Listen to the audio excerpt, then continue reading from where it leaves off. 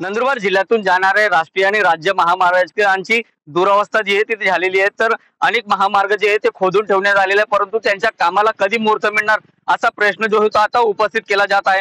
हा सोनगीर ते धानोरा महामार्ग आहे। या महामार्गाला एका साईडनी खोदण्यात आलेले आहे, परंतु या महामार्गाच्या कामाला प्रतीक्षित कधी सुरुवात होईल आणि कधी मुहूर्त मिळेल असा प्रश्न आता उपस्थित केला जात आहे। गेल्या अनेक दिवसापासून हा महामार्ग जो आहे तो खोदून ठेवलेला आहे, परंतु या महामार्गाच्या कामाला सुरुवात जी आहे ती होताना दिसून येत नाही। तर दुसरीकडे रस्त्याला लगत असलेल्या वृक्षांची कत्तल जी आहे ती मोठ्या प्रमाणावरती झालेली आणि ही कत्तल च्या ठिकाणी नवीन वृक्षांची लागवड कधी होईल असंच काहीचा प्रश्न जो आहे तो उपस्थित केला जात आहे। कारण नंदुरबार जिल्ह्यातून जाणाऱ्या नेत्रंग शेवाडी महामार्गाच्या ठिकाणी देखील मोठ्या प्रमाणावरती वृक्षांची जी कत्तल आहे ती करण्यात आलेली, परंतु त्या ठिकाणी कुठल्याच ठेकेदाराकडनं वृक्षांची नवीन लागवड जी आहे ती करण्यात आलेली नाही। त्यामुळं मोठ्या प्रमाणावरती पर्यावरण प्रेमींमध्ये नाराजी जी आहे ती दिसून येत आहे। तर दुसरीकडे या महामार्गावरून दररोज हजारोच्या संख्येने अवजड वाहनं जे आहे ते ये जात करत असतात, त्यामुळं धुळीचे साम्राज्य देखील या ठिकाणी पसरलेले आहे। तर दुसरीकडे या महामार्गावरती खड्ड्यांचे साम्राज्य देखील पसरले आहे, त्यामुळं अपघाताचे जे ते दररोजचे अपघात जे ते मोठ्या प्रमाणावरती वाढलेले आहेत। लहान वाहनधारकांना आपला जीव मुठीत धरून वाहन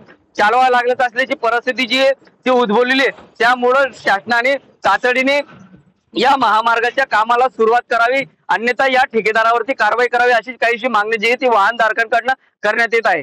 जितेंद्र बैसाने, TV9 मराठी, नंदुरबार।